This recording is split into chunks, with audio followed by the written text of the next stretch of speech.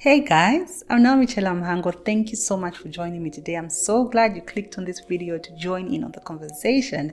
So today we're going to be talking about this one thing you've probably thought about, the thing that is inevitable. It's a constant, it happens, can be painful, and that is change.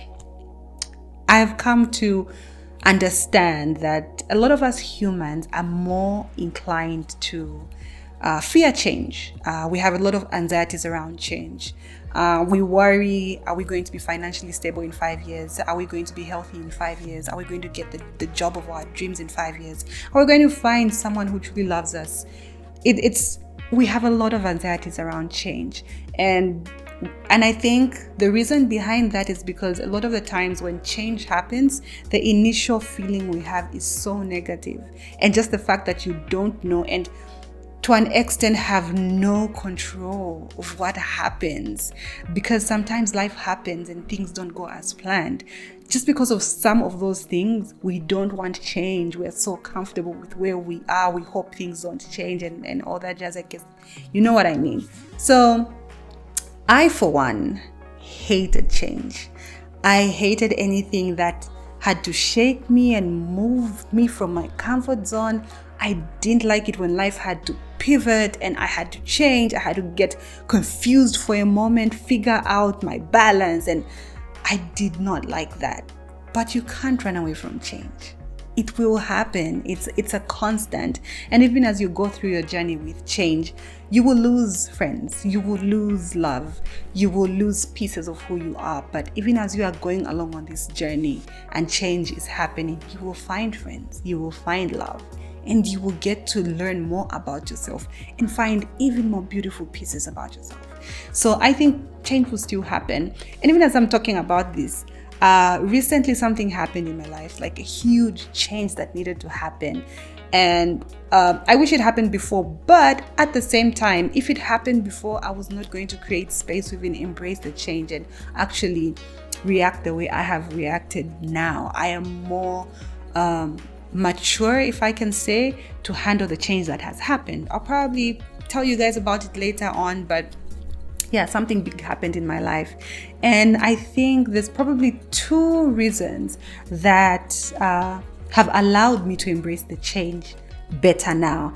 And it's not even something I thought about. It wasn't even something that I was like, oh, I need to do these two things. I need to start working on these two things for me to embrace some change in my life. Not at all, but this happened and I thank God it happened. So the first thing that I did was I started learning to trust God again. I had realized a few years ago that I did not trust God. And the reason I didn't trust him is because certain things happened in my life and I started to question if God loved me, if he cared for me, or if he was watching over me. And I'm like, Lord, I'm your child. Why are these things happening in my life? And a lot of that came from a misunderstanding of God's character.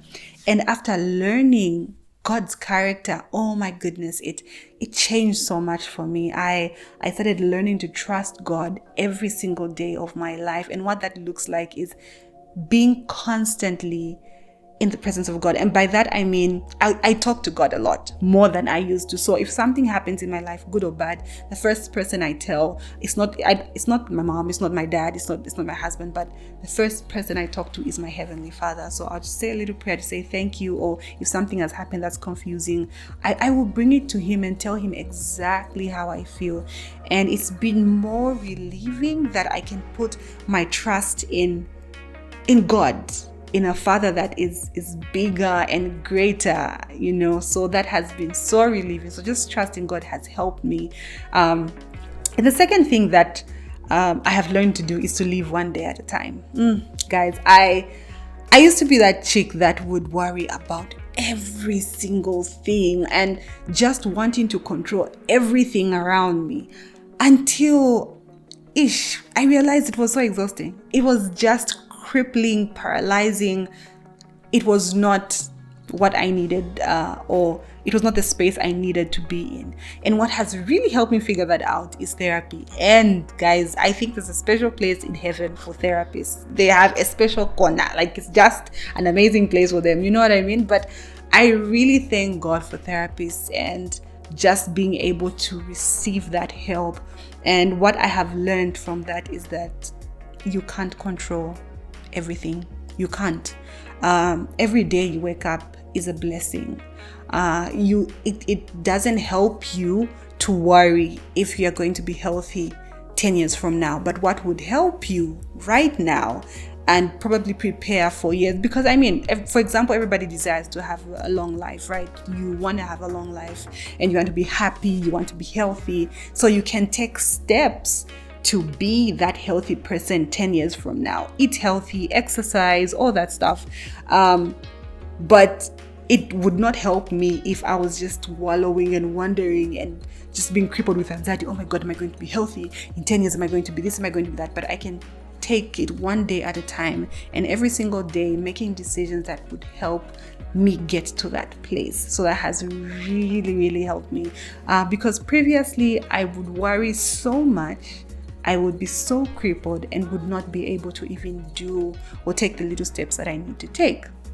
So those are the things I really did, you guys, and I hope that you're in a space that would allow you to have these conversations with yourself and other people, just so you start to see change in a different light. That it may be difficult to embrace, but not all change is bad. And I would like to read something from this amazing book by Brianna Wiest. I think that's the pronunciation of her name. I will put up the book somewhere.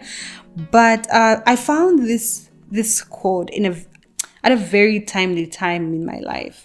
Very timely time. Yeah, very important time in my life. So I hope this finds you in a place where you're able to embrace it and really think about it and look at your life and just think about what you think about change. Yeah.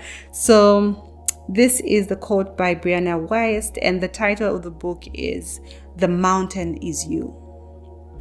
So it says, your new life is going to cost you your old one. It's going to cost you your comfort zone, your sense of direction. It's going to cost you relationships and friends. It's going to cost you being liked and understood. But it doesn't matter. The people who are meant for you are going to meet you on the other side. You're going to build a new comfort zone around the things that actually move you forward. Instead of being liked, you're going to be loved. Instead of being understood, you're going to be seen. All you're going to lose is what was built for a person you no longer are.